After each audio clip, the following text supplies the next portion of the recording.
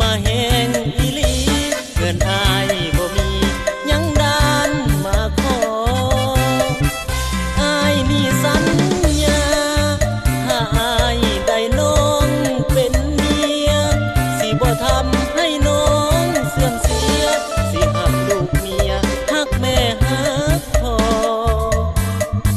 เรื่องเวียกเรื่องงานให้ซุ้มเจ้านั่งอยู่คือต่อขอเงินเข้าพร้อมนั่นโนอย่าเอาหลายเด้อแม่เฒ่า